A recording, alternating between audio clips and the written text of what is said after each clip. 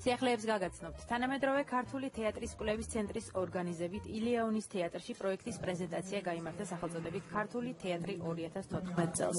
კვლევაში, რომელსაც თანამედროვე ქართული ბასკი ბუბუ იმედზე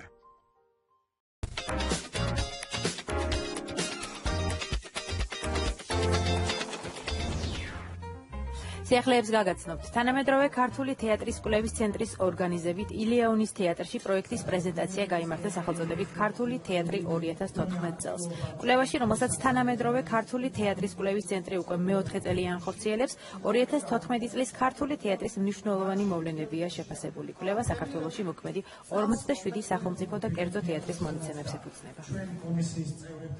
სახელმწიფო თეატრები, კერძო თეატრები, საბავშვო და სახმაწვრთნო თეატრები წარმოადგენენ თავიანთ მიღწევებს, წარმატებებს და ჩვენ ვაჯამებთ ერთ წელს რა პრობლემები გამოიკვეთა, რა ტენდენციებია, ვის რა მიმართულებით აქვს წარმატება მიღწეული და ვფიქრობ, რომ ძალიან საინტერესო კვლევა გამოვიდა წელს.